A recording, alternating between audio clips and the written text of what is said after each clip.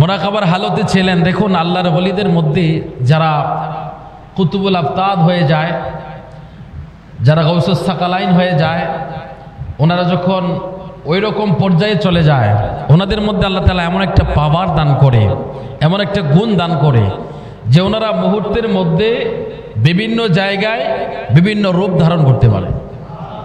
আর জোরে বলেন সুবহানাল্লাহ। আচ্ছা, আজরাইল কয়জন বলেন তো? আজরাইল কি কয়েকজন? এই আকীদা তো আপনাদের জানা দরকার, কারণ ফেরেশতা সম্পর্কে তো আপনার ঈমান থাকা দরকার। আজরাইল কয়জন? একজন। একজন আজরাইল। আচ্ছা, পৃথিবীতে যে মানুষ মারা যাচ্ছে, কোন কোন জায়গার মধ্যে একই টাইমে কিন্তু 2জন 5জন মানুষ মারা যাচ্ছে, যাচ্ছে কিনা? ধরেন বাংলাদেশ টাইম 10টায় একটা লোক ইন্তেকাল করেছে, ঠিক একই টাইম আমেরিকাতে মারা গেছে, ইউরোপে মারা গেছে। বাংলাদেশ থেকে ইউরোপ কি খুব কাছাকাছি নাকি? আমাদের বাড়ির নিকটে, অনেক দূরের রাস্তা, তাই না? তাহলে আজরাইল একই সময় বাংলাদেশের মানুষকে জান কবজ করলো, একই সময় আবার ইউরোপে করলো। খেয়াল করবেন, খুব খেয়াল করবেন। একই সময় বাংলাদেশে করলো, একই সময় ইউরোপে করলো। একই টাইমে হাজারো মানুষ মারা যাচ্ছে, হাজারো মানুষ একই টাইমে মারা যাচ্ছে, হাজারো জায়গায় একই টাইমে আজরাইল উপস্থিত। কথা কি সত্য না মিথ্যা? আজরাইল ছাড়া তো আর কেউ প্রাণ নেয় না। এটা এই ডিউটি তো আজরাইল আলাইহিস সালামের। আজরাইল আলাইহিস সালামের ডিউটি, তিনি সমস্ত প্রাণীর প্রাণ নেবেন। তাহলে একই টাইমে একই সময়ে আজরাইল বিভিন্ন জায়গায় যেতে পারেন, বিভিন্ন জায়গা থেকে রূহ কবজ করতে পারেন। এখন এটা কি আজরাইল আলাইহিস সালামের নিজস্ব গুণ নাকি আল্লাহর দেওয়া ক্ষমতা? বড় করে বলেন না, নিজস্ব গুণ না আল্লাহর দেওয়া ক্ষমতা? এখন আল্লাহ তাআলা আজরাইল আলাইহিস সালামকে এই গুণ দিয়েছেন, এই ক্ষমতা দিয়েছেন, এটা নিয়ে আমি হিংসা করার কিছু আছে? আমি যদি বলি আজরাইলের এই ক্ষমতা নাই, এটা কি কমে যাবে? কথা বলেন না। আজরাইলের এই গুণ কি, ক্ষমতা কি কমে যাবে? কমবে না। তাহলে আমি যদি ডিনাই করি যে এটা সম্ভব না, এটা পসিবল না, এটা ইম্পসিবল, কোনোভাবেই সম্ভব না, এটা আমি বলতে পারবো, বাট আমার কোনো লাভ হবে না, আর ওনারও ইজ্জত সম্মান কমবে না। আল্লাহ তাআলা ওই রকম গুণ দিয়ে ওনাকে তৈরি করেছেন, ওই রকম ভাবে আল্লাহ তাআলা ওনাকে বানাইছেন। এখন আল্লাহ তাআলা যদি আল্লাহর বিশেষ কোনো সৃষ্টি, আল্লাহর বিশেষ কোনো বান্দাকে বিশেষ কোনো গুণ দিয়ে থাকে, সে গুণ অস্বীকার করে আমি কেন অস্বীকার করব? অস্বীকার করাটা তো আমার জন্য বোকামি। কথা বলেন। বান্দা তো আমার না, সৃষ্টি তো আমার না, যিনি সৃষ্টি করেছেন, যিনি বানাইছেন, তিনি যদি গুণ দিয়ে থাকেন, তাহলে এই গুণ অস্বীকার করা তো আমি বান্দা হিসাবে আমার এটা শোভনীয় না। কথা বলেন ঠিক না বেটি? তো আজরাইল আলাইহিস সালামকে সে গুণ আল্লাহ তাআলা দিয়েছেন, কিন্তু আপনি তো অস্বীকার করতে পারবেন না, অস্বীকার করার সুযোগ নাই। তো ঠিক তেমনই ভাবে আল্লাহ তাআলা আল্লাহর স্পেশাল কিছু ওলিদেরকে আল্লাহ তাআলা এমন কিছু গুণ দিয়েছেন, যে গুণগুলো আপনি অস্বীকার করলে এটা আপনারই লস হবে, ওনার কোনো লস হবে না। আপনি বিরোধিতা করলে কি হবে? হাজারো বান্দা আল্লাহ তাআলার আল্লাহ বের করে দেবেন যে ওনার প্রশংসা করার জন্য। কথা বলেন না ঠিক না বেঠিক? তো এই যে শুরু থেকে আজ পর্যন্ত নবীর বিরোধিতা আজ পর্যন্ত বন্ধ আছে না জারি আছে? কথা বলেন। আবু জাহাল থেকে শুরু করে আজ পর্যন্ত নবীর বিরোধিতা, নবীর শান কমানো, নবীকে ছোট করে কথা বলা, নবীর শানের চাদর ধরে টান দেওয়া, ওই রকম আবু জাহেল থেকে যেমন শুরু হয়েছে আজ পর্যন্ত সেটা জারি আছে। এবার আপনারা বলেন, আমার নবীর শান বলার মতো মানুষ কি দুনিয়াতে কম আছে না বেশি আছে? তো এই বিরোধিতা 1400 বছর ধরে, 1500 বছর ধরে করে আসতেছে, বাট ওরা ওদের জায়গায় করে যাচ্ছে, আল্লাহ যতটুকু নবীর শান বলানোর বলায় নিচ্ছে। এতে করে কি নবীর ইজ্জত কমে গেছে? ওরা যতই চেষ্টা করুক কমাইতে পারছে? আপনারা দেখুন না, আবু জাহেল সবসময় আমার নবীকে ছোট করে কথা বলতো। আবু জাহেল আমার নবীকে সবসময় ছোট করে কথা বলতো, কিভাবে আমার নবীকে বেইজ্জত করা যায়, লাঞ্ছিত করা যায়, ওই রকম সে সবসময় প্ল্যান পরিকল্পনা করে চলাফেরা করত। আজ এই ধারাবাহিকতায় এই সৃষ্টি জগতে আপনারা তাকাইলে দেখবেন টুপিওয়ালা, দাড়িওয়ালা একজনও মূর্খ মানুষ আমার নবীর শানের চাদর ধরে টান দেয় না। খেয়াল করবেন, একজন মূর্খ মানুষ, একজন ডাক্তার, একজন ইঞ্জিনিয়ার, একজন স্কুল কলেজ ইউনিভার্সিটির স্টুডেন্ট, সে আমার নবীর চাদর ধরে টান দেয় না। যেদিন চাদর ধরে টান দেয়, নবীর ইজ্জতের শানের খেলাফ কথা বলে, ইনি টুপিওয়ালা দাড়িওয়ালা মৌলবী সাহেব। আপনি কোনো ডাক্তারের মুখে শুনছেন যে নবী এটা পারে না, নবী ওইটা পারে না, নবী এই গুণ নবীর মধ্যে নাই? কোনো ইঞ্জিনিয়ারের মুখে শুনেছেন? কথা বলেন। হ্যাঁ হ্যাঁ, ওরা যতটুকু পারে আরো মনে করে যে আমি আমার নবীর শান বলতে পারি নাই। একজন ডাক্তার, ইঞ্জিনিয়ার, তারা জেনারেলি শিক্ষিত, তারা কখনো আমার নবীর শানের চাদর ধরে টান দেয় না, বরং চেষ্টা করে যে এটুকু বললে মনে হয় আরো কম হয়ে গেছে আমার নবীর শান। কথা বলেন ঠিক নেই? কিন্তু যারা টান দিচ্ছে, খেয়াল করে দেখবেন, সবগুলো টুপিওয়ালা, সবগুলো দাড়িওয়ালা, পাগড়িওয়ালা, সবগুলো আলেম। এবার আসুন দেখুন এদের মধ্যে কি যে একটা মিল। আমি কিন্তু আগে বলেছিলাম আপনাদের, আবু জাহেলের নাম কিন্তু আবু জাহেল ছিল না, এর নাম ছিল আবুল হেকাম। কি ছিল? আবুল হেকাম। সে ছিল বুদ্ধির বাবা। আবুল মানে বাবা, হেকাম মানে জ্ঞান, জ্ঞান ভান্ডারের বাবা ছিল সে, এত বুদ্ধিমান ছিল সে। কিন্তু নবী চিনা না চিনার কারণে তার নাম হয়েছে আবু জাহেল। কি হয়েছে? আবু জাহেল। এখন দেখুন নবীকে ছোট করার জন্য কিন্তু সাধারণ মক্কার সাধারণ মানুষ লাগে নাই, লাগছে বড় বড় জ্ঞানী ব্যক্তি। এর মধ্যে আবু জাহেল সবচেয়ে বড় জ্ঞানী। ওই রকম জ্ঞানী ব্যক্তি আমার নবীর শান কমানোর জন্য চেষ্টা করত। এখন আপনারা দেখুন এই সমাজে, বর্তমান সমাজে ১৫০০ বছর পরে এখন যারা নবীর শানের চাদর ধরে টান দিচ্ছে, নবীর সম্মানগুলো কমানোর জন্য নবীকে ছোট করে কথা বলছে, আপনি দেখেন সবগুলো আলেম। তাহলে মিল আছে না? হ্যাঁ, গুরু যেমন শিক্ষিত ছিল, চেলাগুলো এখন শিক্ষিত। ওই রকম শিক্ষিত গুরু যেমন নবীকে ছোট করে কথা বলতো, এখন বর্তমানে এই চেলাগুলো নবীর শানগুলোকে ছোট করে দেখে ছোট করে কথা বলে।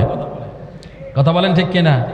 তাহলে আমরা বলতে পারি আর কি, এটা উদাহরণস্বরূপ আমরা বলতে পারি এরা এই জমানার আবু জাহেল, এই যুগের আবু জাহেল। এতে বললে আমাদের গুনাহ হবে না, কারণ ওই যুগে যেমন আমার নবীকে ছোট করে কথা বলতো আবু জাহেল, টুপিওয়ালা দাড়িওয়ালা জ্ঞানী ব্যক্তি, এখন এই যুগের মধ্যে আলেম, সে জ্ঞানী হয়ে আমার নবীর শানকে ছোট করে কথা বলে, নবীর শানে ছোট ছোট কথা বলে, আমার নবীর শানের চাদর ধরে টান দেয়। তাহলে আমরা বলতে পারি এই যুগের নব্য আবু জাহেল এরা।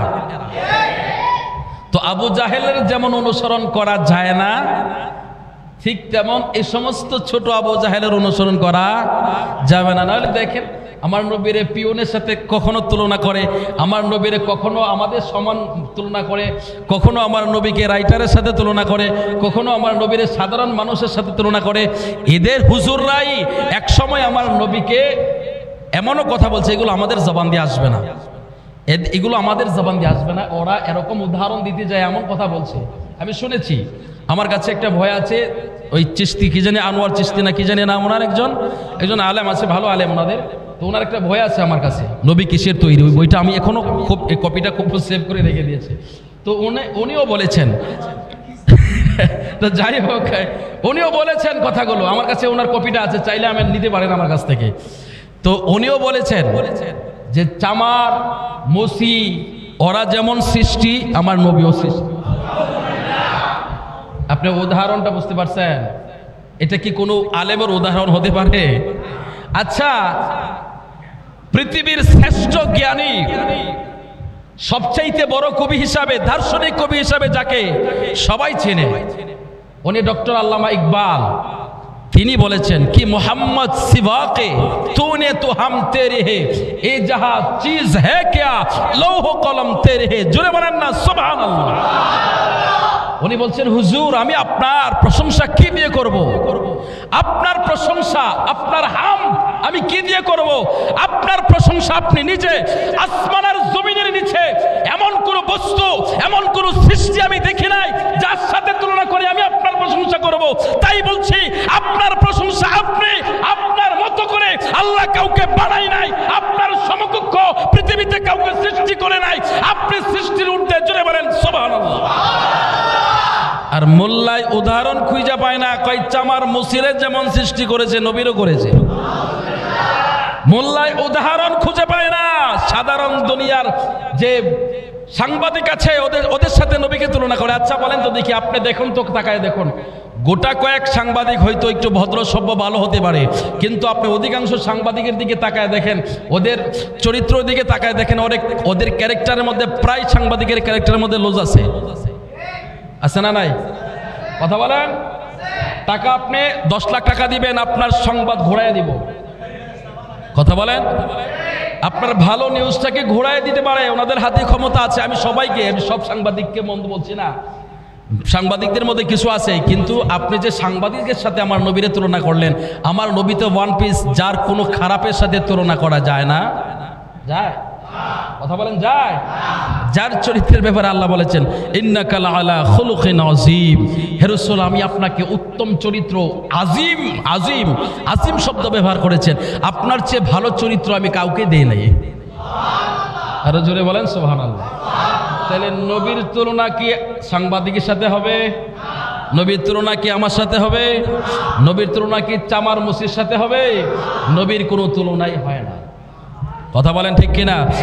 আল্লাহ যেমন বেনিয়াজ বেমিসাল, আল্লাহর উপরে নিচ যেমন নাই, আল্লাহর পরে সৃষ্টি জগতে সবচাইতে সম্মান, সবচাইতে মাকাম, সবচাইতে ইজ্জত ইনি হচ্ছে আমার নবীর। কথা বলেন ঠিক কিনা?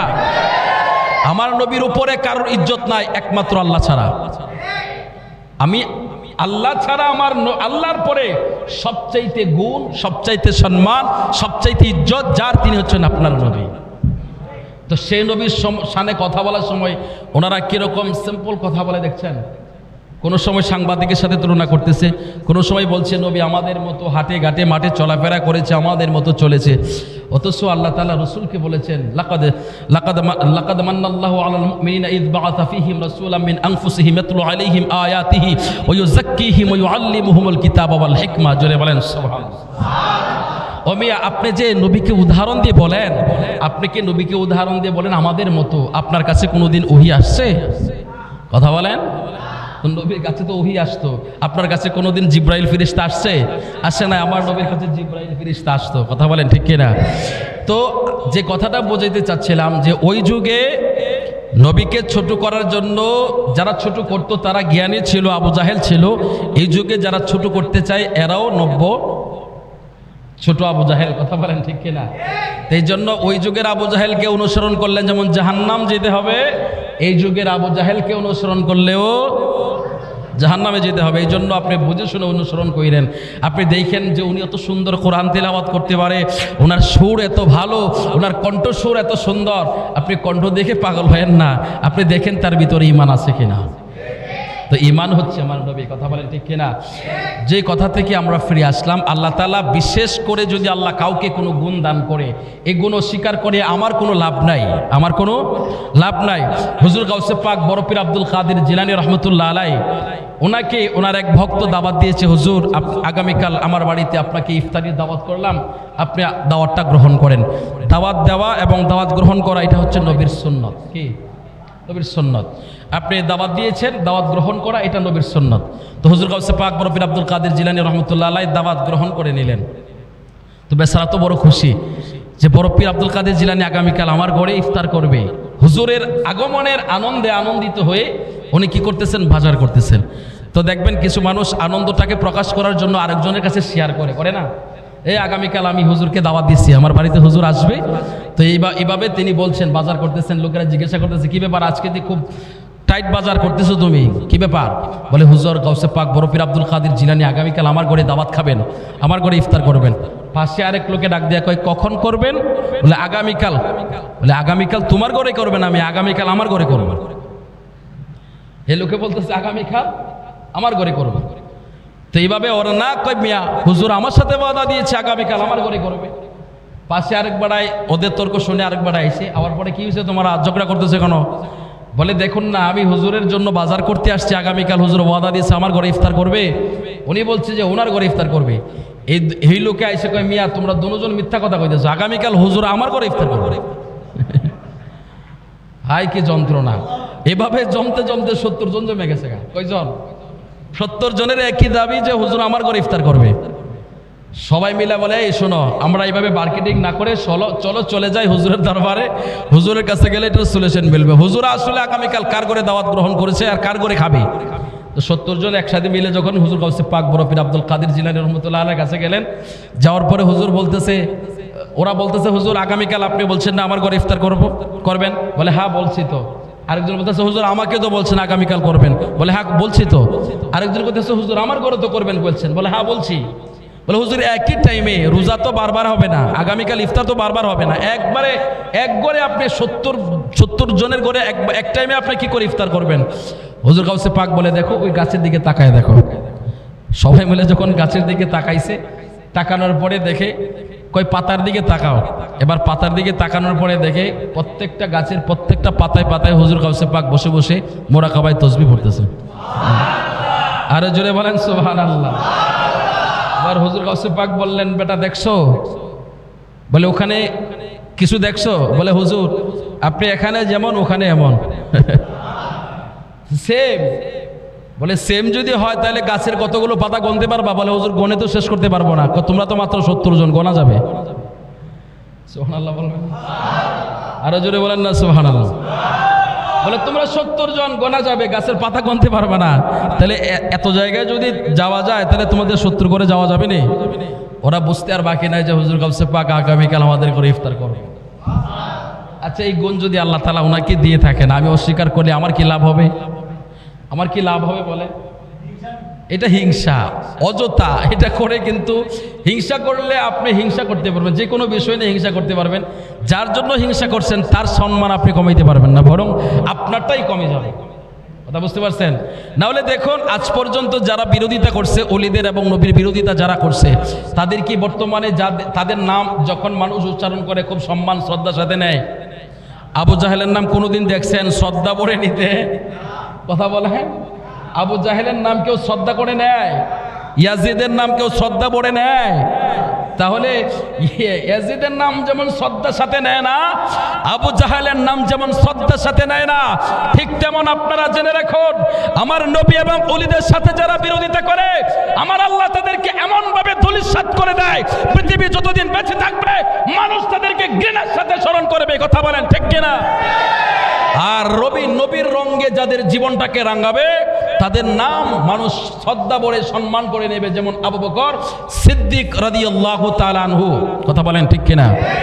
ওনার নাম নেওয়ার সময় মানুষ শ্রদ্ধা ভরে নেয়, আবু বকর সিদ্দিক রাদিয়াল্লাহু তাআলা আনহু। কিন্তু আবু জাহেলের নামটা নেওয়ার সময় আবু জাহেল না। কথা কোন ঠিক কিনা? ইয়াজিদ না। কথা কোন ঠিক না বেটি? কিন্তু ইমামে হুসেনের নাম নেওয়ার সময় ইমাম আগে ইমাম, পরে রাদিয়াল্লাহু তাআলা আনহু অথবা আলাইহিস সালাম। কথা বলেন ঠিক কিনা? তাহলে ঠিক তেমন ভাবে দেখুন যারা বিরোধিতা করেছে, কাউকে আল্লাহ তাআলা জেল খাটাইছে, কাউরে আল্লাহ তাআলা ওই তাদের চরিত্রগুলো প্রকাশ করে আল্লাহ তাআলা তাদেরকে অসম্মান করেছে, করে নাই? বিভিন্ন জায়গায় এই হুজুরগুলো কট খায় না? কথা বলেন না, খায় না? এই কট তো এমনি এমনি না, এটা আল্লাহ তাআলা তাদেরকে খাওয়াবে, তাদেরকে দিয়ে আল্লাহ তাআলা তাদেরকে অপমান করবে, কারণ তারা আমার নবীকে ছোট করে কথা বলে, ওলিদেরকে ছোট করে কথা বলে। কথা বলেন ঠিক কিনা? এই জন্য খুব সাবধান। এগুলো আপনাদেরকে বলি সতর্ক হওয়ার জন্য। আপনারাও যখন কথা বলবেন একজন, কারণ আপনারা এখন বর্তমানে মোটামুটি আমার সামনে যারা বসে আছেন বেশিরভাগ মানুষই আপনারা বড় বড় মুফতি, কারণ চাষটলে ছেড়ে গেলে শুনি তো বড় বড় ফতোয়াগুলো। কথা বুঝতে পারছেন না? চাষটলের সাইডে যখন হেঁটে যায় তখন শুনি বড় বড় ফতোয়া চাষটলের ভিতর থেকে আসতেছে। এই জন্য আপনারা যখন কথা বলেন খুব সাবধানে কথা বলবেন। কোনো ওলির শানে, কোনো নবীর শানে, সাহাবায়ে কেরামের শানে কথা বলার সময় যাতে কোনো রকম বেয়াদবি না হয়। যদি হয়ে যায় তাহলে আপনার ইজ্জত সম্মান আল্লাহ তাআলা মৃত্যুর আগে অবশ্যই আপনাকে লাঞ্ছিত করে অপমানিত করে কবরে নেবে। খুব সাবধান। তো যে কথাটা বলতেছিলাম, হুজুর গাউসে পাক আব্দুল কাদের জিলানী রাহমাতুল্লাহ আলাইহি তিনি কি করলেন? মুহূর্তের মধ্যে ওই জায়গার মধ্যে হাজির হয়ে গেলেন। সুবহানাল্লাহ। হুজুর গাউসে পাক আব্দুল কাদের জিলানী রাহমাতুল্লাহ আলাইহি ওই ঈসা আলাইহিস সালামের অনুসারীকে ডেকে বললেন, বেটা তুমি বলছো তোমার নবী ঈসা পয়গম্বর তিনি মৃত ব্যক্তিকে জীবিত করতে পারতেন, কিন্তু তুমি জেনে রাখো আমার নবী রাহমাতুল লিল আলামিন শুধু আমার নবী কেন মৃত মানুষকে জিন্দা করতে পারতেন? ঈসা আলাইহিস সালামের কোন উম্মতের হুকুমে, কোন ঈসা আলাইহিস সালামের কোন উম্মতের জন্য আমার আল্লাহ মৃত মানুষকে জিন্দা করে নাই। কিন্তু আমার নবীকে আমার আল্লাহ কেমন মর্যাদাবান বানাইছে, কেমন সম্মান দিয়েছে। আমার নবীর ইজ্জত আমার আল্লাহ কত বাড়াইছে, কত ইজ্জত আমার আল্লাহ নবীকে দিয়েছে। শুধু আমার নবী কেন মৃত মানুষকে জিন্দা করবে? আমার নবীর উম্মতের মধ্যে আমার আল্লাহ তাআলা এমন স্পেশাল পাওয়ার দিয়েছে, আমার নবীর উম্মতেরাই মৃত মানুষকে জিন্দা করে দেখাইতে পারে। জুড়ে বলেন সুবহানাল্লাহ। ভালোবাসার জায়গা মদিনা, ভালো লাগার জায়গা মদিনা, বলো না ভালোবাসার, ভালো লাগার জায়গা মদিনা। এত সুন্দর জায়গা কোথাও দেখি না, এত কিনা সাজিয়েছেন আল্লাহ রাব্বানা, ভালোবাসার জায়গা মদিনা, বলো না ভালোবাসার জায়গা মদিনা, ভালো লাগার জায়গা মদিনা। ডাইন হাতটা উঁচু করে মোহাব্বতের আওয়াজে বলেন ইয়া রাসূলুল্লাহ। হুজুর গাউসে পাক আব্দুল কাদের জিলানী রাহমাতুল্লাহ আলাইহি বলেন, বেটা আমার নবী কেন শুধু জিন্দা করবে? আমার নবীর ইজ্জতে, আমার নবীর বরকতে আমার নবীর উম্মতেরাই মৃত মানুষ জিন্দা করতে পারে। আমার নবীর উম্মতেরাই পারে।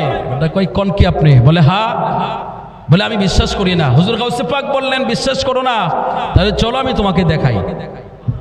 আরো জোরে বলেন সুবহানাল্লাহ।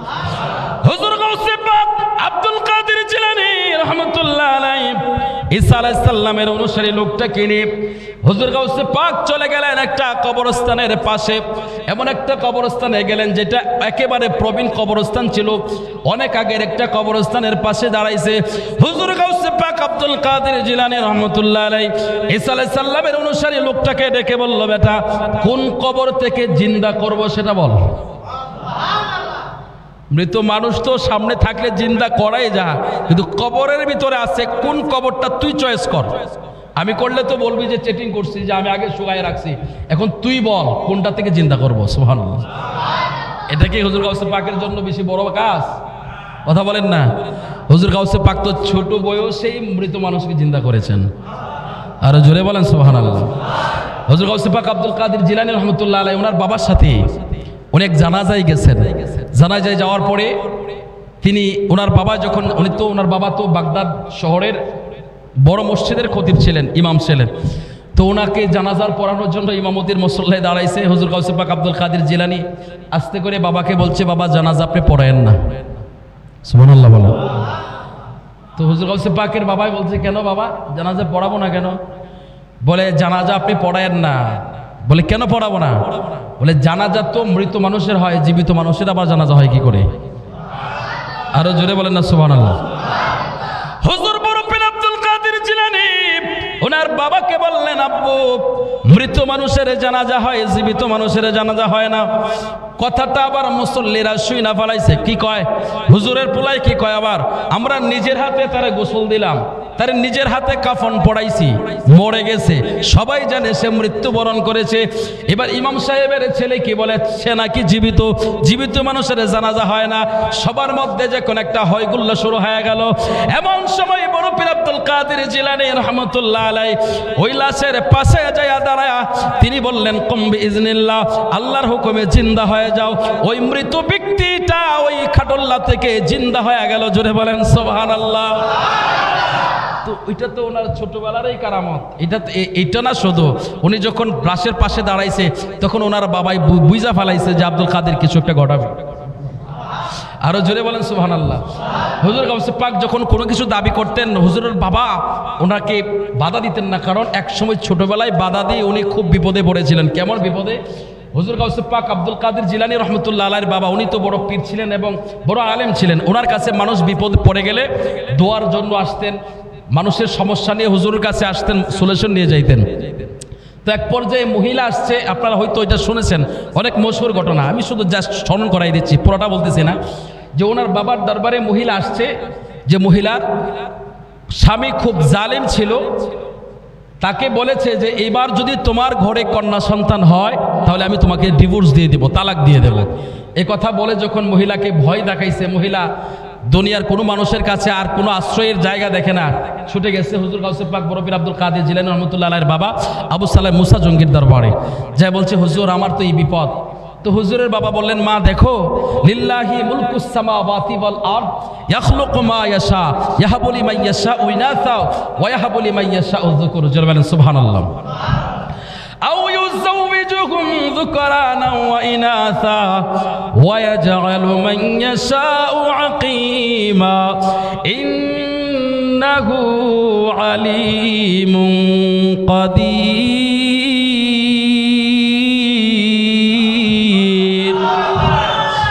হুজুর গাউসে পাক বড় পীর আব্দুল কাদের জিলানী রহমাতুল্লাহ আলাইহির বাবা আবু সালেহ মুসা জঙ্গি বলে, মা শুনো, লিল্লাহি মুলকুস সামাওয়াতি ওয়াল আরদ, আসমান আর জমিনের নবমণ্ডল ভূমণ্ডল সমস্ত কিছুর রাজত্ব মালিক একমাত্র আল্লাহ। ইয়াখলুকু মা ইয়াশা ইয়াহাবু লিমান ইয়াশাউ ইনাসা ওয়া ইয়াহাবু লিমান ইয়াশাউ যুকুর। তিনি যাকে ইচ্ছা তাকে দান করেন, তিনি যাকে খুশি তাকে ছেলে দান করেন, যাকে খুশি তাকে মেয়ে দান করেন, আবার যাকে খুশি তাকে বাচ্চা বানায় রেখে দেন। এই সমস্ত কিছুর ক্ষমতা একমাত্র আমার আল্লাহর হাতে।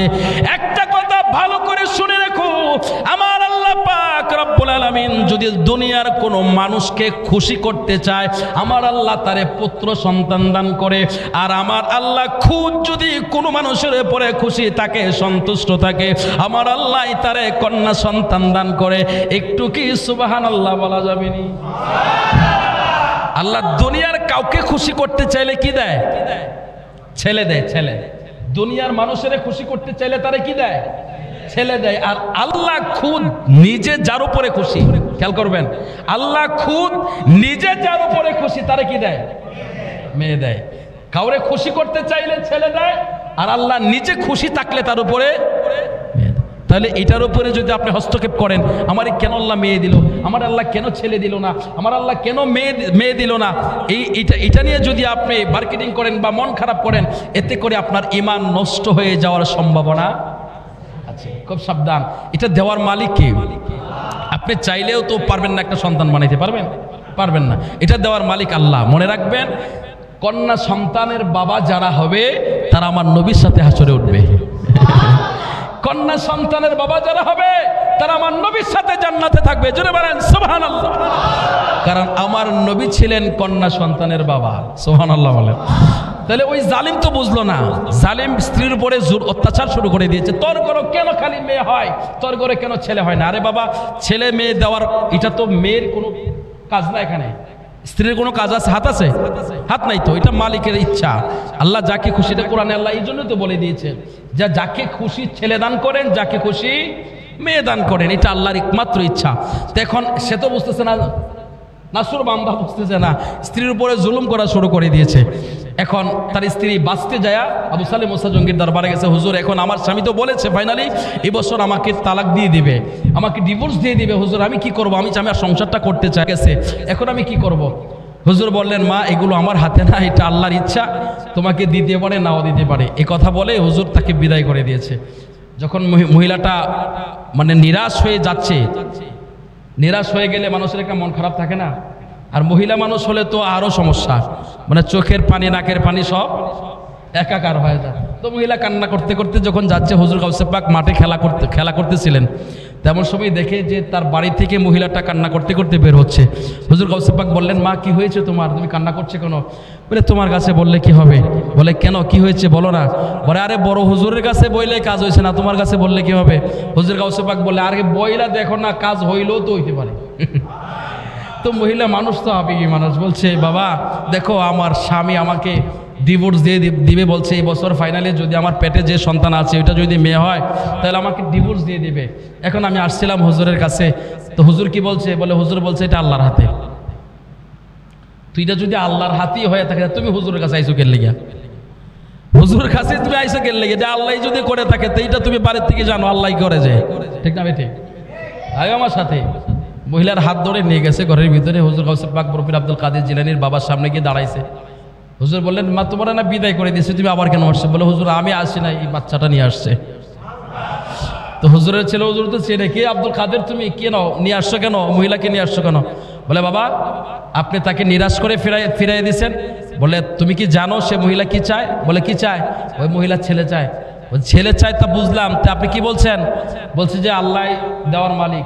এটা তো ভিডিও জানে আল্লাহ দেওয়ার মালিক। তা আপনার কাছে যে আইসে দুধ কলা লয়া, তা আপনি কিছু জানেন না? তো না জানলে আপনি দুধ কলা খাইছেন কি লেগিয়া? সুবহানাল্লাহ। আপনি যদি না জানেন তো দুধ কলা খাইছেন কেন? এই মহিলার দুধ কলা ফেরত দেন। বলে এটা খায়া তো বালাইছি। বলে খায়া বালাইছি, খাইছেন কেন লেগা? যেটার কাজ করতে পারবেন না সেটা খাবেন কেন? সুবহানাল্লাহ বলেন। হুজুর গাউসে পাক বলছেন বাবা আপনি বেহাদ গোস্তাকে মাফ করবেন, আমি আপনাকে ছোট করার জন্য বলছি না। আমার কষ্ট হচ্ছে আমার বাবার কাছ থেকে খালি ফেরত যাবে, বেজার হয়ে যাবে। এটা এখন যেহেতু আমার জন্ম হয়ে গেছে, এটা আপনার পরে বাড়িটা আমার, দরবারটা আমার। আমি গাউসে পাকের দরবার থেকে যদি কেউ ফেরত যায়, এটা কিয়ামত পর্যন্ত কি হবে? ব্রেকিং নিউজ হয়ে যাবে যে আব্দুল কাদের দরবার থেকে মানুষ খালি ফেরত যায়। এটা হতে পারে না। এই মহিলার সন্তান পেটে যেটা আছে মেয়ে ছিল, এটা আল্লাহর রহমতে এটা ছেলে হবে। আরো জোরে বলেন সুবহানাল্লাহ। মেয়েটার পেটে যে সন্তানটা ছিল মেয়ে ছিল, এটা কি হবে? ছেলে হবে। সুবহানাল্লাহ। তো হুজুরের গাউসে পাকের কথা শুনে ওনার বাবা লাঠি নিছে দৌড়ানি দেওয়ার জন্য। তুই কি পাকড়ামি করতেছস ছোটবেলায়? মহিলা তুই কি না জানোস? মানুষ এখন আল্ট্রাসোনোগ্রাফি করে কত কিছু করে জানতে পারে না। তুই কস পেটের ভিতরে মেয়ে আছে, এটা আবার ছেলে হবে। সুবহানাল্লাহ। দৌড়ানি যখন দিয়েছে হুজুর গাউসে পাক দৌড়তে দৌড়তে কবরস্থানের পাশ দিয়ে যাচ্ছে, আর মোর্দা দেখে বলছে তাড়াতাড়ি ওঠো, উইটা আমারে বাঁচাও আমার বাপের কাছ থেকে। আরো জোরে বলেন সুবহানাল্লাহ। কবর থেকে যদি কোনো মোর্দার উইটা আসে, বলেন তো দেখি হুজুর আকার আর বড় যত বড় হুজুরই হোক, লাঠি থাকবো না, দৌড় দিব? হুজুর গাউসে পাকের বাবা দেখে কবরস্থান থেকে লাশ উঠতেছে, কঙ্কাল উঠতেছে বাঁচানোর জন্য। হুজুর গাউসে পাক বলে আব্বু যদি আপনি আরেকটু তাড়া করেন আমাকে সমস্ত কবরের মানুষ জিন্দা করে বললাম। আরো জোরে বলেন সুবহানাল্লাহ। তো এটা একটা বিশেষ গুণ আল্লাহ তাআলা ওনার মধ্যে একটা নিয়ামত আল্লাহ তাআলা দিয়েছেন। তো ওই ইহুদি ওই ঈসা আলাইহিস সালামের উম্মতকে বলছে তুমি দেখাও বেটা কোন কবর থেকে জিন্দা করব। সুবহানাল্লাহ। আমি কোন কবর থেকে জিন্দা করব তুমি দেখাও। তো এই লোকটা হাত দেখাইলো যে ওই কবর থেকে জিন্দা করেন। হুজুর গাউসে পাক বড় পীর আব্দুল কাদের জিলানী রাহমাতুল্লাহ আলাইহি কবরের পাশে যায় দাঁড়াইলেন। হুজুর গাউসে পাক আব্দুল কাদের জিলানী রাহমাতুল্লাহ আলাইহি কবরের পাশে যায় দাঁড়ায়া যখন বললেন কুম বিইজনিল্লাহ, আল্লাহর হুকুমে জিন্দা হয়ে যাও, বলতে দেরি হয়েছে কবর থেকে লোকটা জিন্দা হয়ে হুজুর গাউসে পাক বড় পীর আব্দুল কাদের জিলানীকে সালাম দিতে দেরি হয় নাই। জোরে আওয়াজ করে বলেন আল্লাহু আকবার। হুজুরকে সালাম দিচ্ছে। এবার হুজুর গাউসে পাক ওই ঈসা আলাইহিস সালামের অনুসারীকে বললেন বেটা তুই তার সাথে কথা বল। আচ্ছা মৃত ব্যক্তি মানে কবর থেকে উঠেছে, এর সাথে কথা বলা যায়? কথা বলেন না, দেখেই তো পায়জামা টাইট, ঠিক নেই? দেখলেই তো ওজু ছুটে যাবে কার কথা, এখন কথা কইব কি করে? তো ওই লোকে বলতেছে হুজুর আমি বলবো না, আপনি বলেন। তো হুজুর গাউসে পাক বলছেন যে তোমার মৃত্যু হয়েছে কতদিন আগে? তো ওই লোকে বলল যে হুজুর আমার মৃত্যু হয়েছে অমুক সালে অমুক সময় অমুক নবীর সময় বা অমুক সময়ের মধ্যে উনি যে টাইমটা দিলেন। তো হুজুর গাউসে পাক ক্যালকুলেশন করে বললেন যে তার মৃত্যু হয়েছে 400 বছর আগে। কয়শো বছর আগে? 400 বছর আগে যে লোকটা মারা গেছে তাকে কবর থেকে জিন্দা করছে। সুবহানাল্লাহ। এবার হুজুর গাউসে পাক বললে বেটা তোমার এই অবস্থা কেন? ওনার বডিটার মধ্যে নিচের দিকটিয়া জাহান্নামের আগুন মানে ভিতর থেকে যে বের হয়ে আসছে বা আগুন জ্বলতেছে, কোমর থেকে নিচ পর্যন্ত আগুন জ্বলতেছে, আর উপরে জান্নাতি পোশাক পরানো। সুবহানাল্লাহ বলেন। তো হুজুর বললেন তোমার এই দশা কেন, তোমার এই হালত কেন?